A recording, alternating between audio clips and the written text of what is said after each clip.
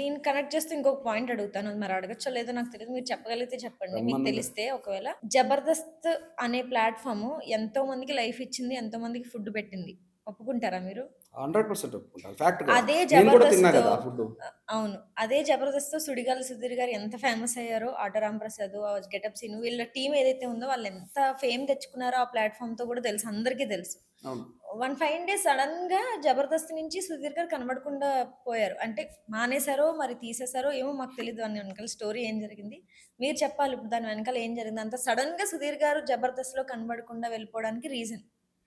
నేను తీసేయడం అనేది అంటే సారీ టు సే అలాంటి వర్డ్స్ అంటే మీరేదో డిఫాల్ట్‌లో వాడారు. అలాంటి వర్డ్స్ అసలు వాడకండి మేడం. సారీ. హ్మ్. ఆహ్, అది తను జస్ట్ ఇన్ఫర్మేషన్ కోసం నేను అడిగాను దట్స్ అంతే. వాట్ దట్స్ వాట్ వాడాలన్న ఉద్దేశ్యం నాకు గూడా దట్స్ లేదు. దట్స్ వాట్ దట్స్ అంటే వాట్. ఏమైందో అక్కడ ఇష్యూ మాకు తెలీదు కదా! యాహ్! అది ఆ ఇష్యూ కోసం తెలుసుకోవడం కోసం అంతే. సో, నాట్ ఓన్లీ సుధీర్ ఎవరైనా సరే ఆ అబ్బాయి కూడా నాకు తమ్ముడిలాగే. ఎవరైనా సరే మ్యామ్ ఒక స్టెప్ అలా అలా వాళ్ళ కెరియర్‌ని పెంచుకుంటూ ఎళ్ళాలని ప్లాన్ జేస్తారు. సో, అది కామన్ హ్యూమన్ సైకాలజీ. హ్మ్. వాళ్ళ స్థాయిని వాళ్ళు పెంచుకోవాలని. అట్లా 'జబర్దస్త్' చేస్తూనే టీవీ షోస్ వేరేవి చేశాడు. 'జబర్దస్త్' చేస్తూనే మూవీస్ కూడా కమిట్ అయ్యాడు క్యారెక్టర్ ఆర్టిస్ట్‌గా. హ్మ్. ఇప్పుడు మూవీస్ అడిషనల్‌గా హీరోగా కూడా చేస్తుండడం వల్ల హ్మ్. 'జబర్దస్త్‌కి' ఇవ్వాల్సిన ఆ టైం ఏదుందో ఇవ్వలేకపోవడం వల్ల మూవీస్‌కి చేసుకుంటూ వేరే ఇంకేదో టీవీ షోస్ చేస్తుండడం వల్ల ఆ టైమ్ స్పాన్ అనేది తక్కువగా ఉండడం వల్ల దాన్ని కొంతకాలము ఆపి వేరేవి చేసుకుంటున్నాడు తప్పనిచ్చి హుహు. 'జబర్దస్త్' 'జబర్దస్త్‌నయితే అనేది వదిలేయలేదు. వాళ్ళ అమ్మా నాన్నగారు ఎలానో ఆ పిల్లోడికి సుధీర్‌కి 'జబర్దస్త్' అలాగే. చాలా హ్మ్. మందికి అందులో సుధీర్ ఒకడు. సో, ఇది తెలియక ఎవరో బయట ఏదో అనుకుంటుంటారు మేడం. మనం ఆ నెగెటివ్ వైబ్రేషన్, ఆ నెగెటివ్ కామెంట్స్ అన్నీ తీసుకోవడం ఎందుకు? అదే. హ్మ్. హ్మ్. అలాగే 'రష్మి' గురించి ఏదో మాట్లాడుతుంటారు. హ్మ్. సో, ఇప్పుడు ఆ అమ్మాయి కో ఆర్టిస్టు. అమ్మాయి మంచి అమ్మాయి. నేను కూడా ఉన్నప్పుడు ఆ అమ్మాయి యాంకర్‌గా చేశారు. సో, దీస్ ఆల్ ఒక ఫ్యామిలీ ఒక ఏదో గెట్ టుగెదర్ ఫంక్షన్‌లో కూర్చున్నట్టు మాట్లాడుకుంటుంటారు. ఏది ఆ కెమెరా తర్వాత. సో, ఈవెన్ రోజా గారు నేను అక్క అని పిలుస్తా కెమెరా కాకుండా. నాగబాబు సార్‌ని కెమెరా కాకుండా అన్న అని పిలుస్తా. సో, ఇవన్నీ ప్రతి చోట ఉండేటివే మేడం. కాకపోతే ఇప్పుడు ఇంత లోపల నుంచి ఇంత ఫ్రెండ్లీగా ఉంటాము, ఫ్యామిలీ మెంబర్స్‌లా ఉంటామని అందరూ అన్ని ఇంటర్వ్యూస్‌లో చెప్పుకుంటూ పోతే అప్పుడు ఏదో రష్మికి అండ్ సుధీర్‌కి ఏదో ఉందంట అనేటివి రావు. కాకపోతే ఏందంటే మేడం కొన్ని సందర్భాల్లో రేటింగ్ గావచ్చు. ఆహ్, టీఆర్‌పీ స్టంట్స్ ఆ! కావచ్చు. కొన్ని సందర్భాల్లో పబ్లిక్‌కి అలా నిజంగా కూడా వాళ్ళిద్దరు పెళ్లి చేసుకుంటే మేము కూడా హ్యాపీ ఫీల్ అయితామని వాళ్ళ వాళ్ళకి సంబంధించిన ఫ్యాన్స్ అనుకోవచ్చు. దీనివల్ల ఫ్లో అలా జరుగుతుంటుంది. అలా హ్మ్. మాట్లాడుతుంటారు మేడం. యాహ్! ఓకే. సో, మీరన్నారు రోజమ్మ గారు, నాగబాబు గారు అన్నయ్య, అక్క అని పిలుస్తా ఉంటారని చెప్పి. వాళ్ళ నవ్వుకి సంబంధించి మీరు అందులో స్కిట్ చేయడం గూడా జరిగింది. వాళ్ళెలా రియాక్ట్ అయ్యారు? మీరు ఎలా చేశారు అసలు ఆ స్కిట్‌ని ఎలా మీరు చేసుకున్నారు? లే అది వాళ్ళు డైరెక్టర్ ఎవరున్నారో ఆ టైంలో సంజీవ్ గారు డైరెక్టరు. హ్మ్. మాకు శ్యాంప్రసాద్ రెడ్డి గారి వాళ్ళ అమ్మాయి చూసుకునేవాళ్ళు. సో, వాళ్ళిద్దరూ మాకు చెప్పేవాళ్ళు కంటెంట్. హ్మ్. ఇప్పుడు ఈ స్కిట్ ఇలా చేస్తున్నామని ఒక అవుట్‌లైన్ లాగా కంటెంట్ చెప్పేవాళ్ళు. ఓకే. స్కెల్టన్ లాగా. దాన్ని మేము ఎలాబొరేట్‌గా కూర్చొని ఒక్కొక్కసారి రైటర్ ఉంటారు. ఒక్కోసారి రైటర్ ఉండరు. చంద్ర మేమే ఇట్లా అనేసుకొని డైలాగులు చేసేసేవాళ్ళం. అప్పుడు కూడా స్పాంటేనియస్‌గా మీరు అనేసుకొని మేము చేసేసారు. ప్రాక్టీస్ చేసేటప్పుడు స్పాంటేనియస్‌గా అనేసుకునేవాళ్ళం. డిఫాల్ట్‌లో కొన్ని స్టేజ్ ఎక్కిన తర్వాత కూడా స్పాంటేనియస్‌గా చేసేవాళ్ళం. హ్మ్. అలాగా ఒక కంటెంటు నాగబాబు గారు, రోజా గారి మీద హ్మ్. 'నవ్వు' మీద ఒక స్కిట్ చేయండి అని హ్మ్. అన్నప్పుడు మేము తీసుకున్నాం. నేను ఒక దాంట్లో అంటే డిఫరెంట్ 2 స్కిట్స్ అవి. ఒక దాంట్లో ఏమో రోజా గారిని అంటాను. ఏమంటానంటే, "రోజా ఆంటీ నవ్వుతే రోడ్డు మీద రేకు పెట్టి బర్రని గీసేసినట్టుంటుంది తెలుసా?" అని ఒక దాంట్లో అంటాను. ఇంకో దాంట్లో నాగబాబు అన్న దాంట్లో అంటే నేను పర్సనల్‌గా అన్నానే మాట్లాడతా కాబట్టి, నాగబాబు సార్ దాంట్లో నేను ఒక లేడీ గెటప్ ఏసాను. హుహు. తమ్ముడు రచ్చరవి ఒక లాయరు, వీడు చంద్ర వాడొక లాయర్. నేను ఇంటి పని మనిషిని. నన్నొచ్చి అడుగుతారు. "మంగి మీ అయ్యగారు ఇంట్లో ఎలా ఉంటారంటే?" షార్ట్ ఏసుకొని ఉంటారండి అన్నా. కాదు కాదు. మనుషులతో ఎలా ఉంటారు? అంటే అమ్మగారితో కోపంగా ఉంటారండి. నాతో ప్రేమగా ఉంటారండి. అలా కాదు. ఆయన ఒక్కరే ఉన్నప్పుడు ఎలా ఉంటారు? అని మళ్ళీ అగైన్ చంద్ర రిపీట్ చేస్తూ వెళ్తుంటాడు క్వెషన్స్. అవునవునవును. ఓ రోజు అయ్యగారు మేడెక్కుతున్నారండి. ఏంటి ఒకరే మేడెక్కుతున్నారా అని పొలోమని ఫాలో అయ్యానండి. వాటర్ ట్యాంక్ ఎక్కేసి కిలకిలా కిలకిలా అని నవ్వేసుకుంటున్నారండి. అయి బాబోయ్!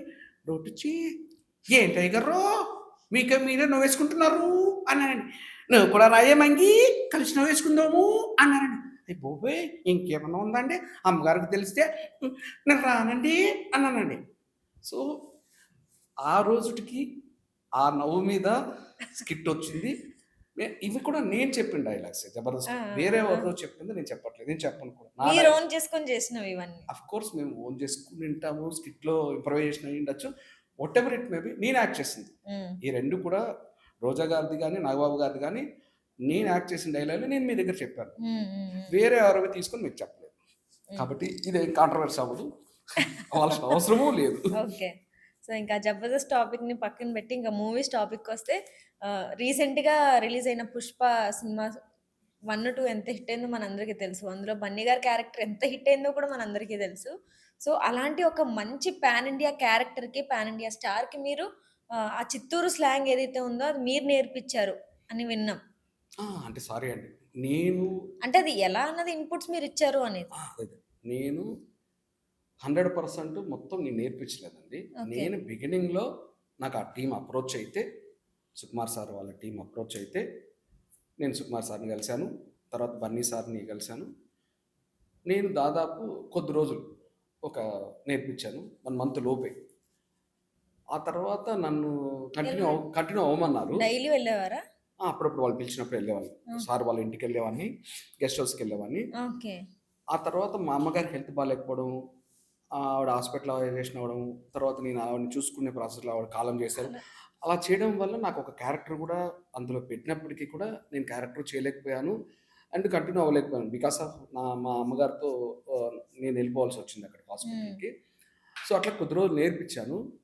బట్ ఫస్ట్ నేను డే 1 బన్నీ సార్ ఇంటికి ఈ ప్రాసెస్‌లో బన్నీ సార్ ఇంటికెళ్ళాను. మన టీము పంపిస్తే ఎళ్ళాను. సుకుమార్ సార్ టీమ్ పంపిస్తే. ఆయన చాలా మర్యాదగా టిఫిన్‌లు తిన్నారా? కాఫీలు అన్నీ అయిపోయిన తర్వాత ఏం చదువుకున్నారు? ఈ రెగ్యులర్ ఇదంతా అయిపోయిన తర్వాత skit I mean sorry script మీద వెళ్దామా? స్టార్ట్ చేద్దామంటే ఓకే సార్ వెళ్దామనన్నా. ఫస్ట్ ఆఫ్ ఆల్ మీరు ఈరోజు ఏం చేశారు సార్ టిఫిను? ఒకసారి అది నేను ఈ స్లాంగ్‌లో చెప్తాను సార్. ఒక 2, 3 మినిట్స్ మనం క్యాజువల్‌గా మాట్లాడుకుందాం. తర్వాత స్క్రిప్ట్ మీద ఎళ్దాం సార్ అనన్నా. ఆ! సరే నన్ను మీరేం చేశారు అనంటే అప్పుడెలా చెప్పారో ఒకసారి అదే. చెప్పండి. అదే. అదే స్లాంగ్‌లో చెప్పండి అదే ఇప్పుడు మాకు. అందుకోసమే నేను ఈ లీడ్ తీసుకున్నాను. నేను ఏం చేశారు ఇంట్లో అనంటే పల్లీల చట్నీ, ఇడ్లీ అని చెప్పారు. అది ఇంట్లో వాళ్ళని అడిగినట్టుగా ఏం చేస్తారు నన్ను అడగండి సార్ నేను చెప్తాను అన్నా. ఇంట్లో వాళ్ళని ఆయన అడిగారు ఇంట్లో వాళ్ళని అడిగినట్టుగా ఏం చేశారు ఇప్పుడు ఇంట్లో అంటే, శనిగింజల చట్నీను, ఇడ్లీ చేసినాను బా. ఇట్ట అద్దుకొని తింటాంటే సప్ప సప్ప అని లోపలికి పోతా ఉంటది. ఎట్టుంటది తెలిసునా నీ పాసుకోలా అన్నాను. ఆహా! ఇలానే ఉంటది సార్ అన్నా. సో, అది సరదాగా మేము ఒక 10, 20 నిమిషాలు ఆహ్, స్లాంగ్‌తో మాట్లాడుకొని దెన్ వెళ్ళాను. తర్వాత ఏదుందో ఆ ప్రాసెస్ వెళ్ళాను. ఈవెన్ సుక్కు సార్ కూడా నేను డే 1 టీమ్ నన్ను రమ్మని చెప్పినప్పుడు సుక్కు సార్ నాతో మాట్లాడారు. ఒక 10, 20 నిమిషాలు అలా స్పెండ్ చేశారు ఆఫీస్‌లో మా ఇద్దరి మూవీస్. అప్పుడు అన్నారు అంటే నా పేరు దూది వెంకట్ డీవీ. డీవీ నాయుడు గూడా అంటారు కొంతమంది. అప్పుడు అన్నారు సుక్కు సార్, "డీవీ నాయుడు నువ్వు నా స్లాంగ్‌లో నేను మాట్లాడతా. రెగ్యులర్ ఆంధ్ర స్లాంగ్‌లో. నువ్వేమో నీ స్లాంగ్‌లో నాకు చిత్తూరు స్లాంగ్‌లో నాకు ఆన్సర్ చేయాలన్నారు." అయితే నేను అన్నా సార్‌కి, "సార్ అయితే మధ్య మధ్యలో నువ్వు అంటాను, సామి అంటాను, ఏదేదో అంటాను. బికాస్ ఆఫ్ దట్ ఆ ఈస్" సామి అనేది కూడా మీరే చెప్పారా వర్డ్? యాహ్! నేనప్పుడు సార్‌తో ఆ రోజు సుక్కు సార్‌కి నాకు జరిగిన కన్వర్జేషన్‌లో తను అడిగారు కదా! ఒక 10 మినిట్స్ అట్లా నేను నా స్లాంగ్, నువ్వు నీ స్లాంగ్‌లో ఆన్సర్ చేయాలన్నారు. అన్నప్పుడు నేను షూర్ సార్. బట్ మధ్యలో ఇలాంటి వర్డ్స్ వస్తుంటాయి. డోంట్ మైండ్ అంటే ఇట్స్ నాట్ ఏ ప్రాబ్లమ్.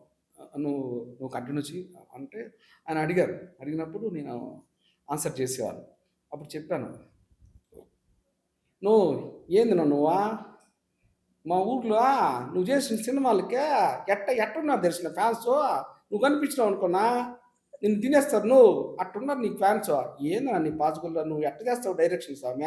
మామూలుగా జీవనా నీ పాసుకోలా అసలు ఏంది ఏంది నీ డైరెక్షన్కి మొత్తం పిచ్చెక్కిపోతుంది ఒక ఎన్నో దీన్ని ఆడి తీసుకొని పోతావు నువ్వు పుష్పాన్ని ఆటకో తీసుకొని పోతావునా నాకు తెలుసు నన్ను ఇలా మాట్లాడేవా అంటే అప్పుడు ఆయన అడిగిన క్వశ్చన్స్కి నేను స్పాంటేనియస్గా ఆ స్లాంగ్లో సుక్కు సార్తో కూడా మాట్లాడాను.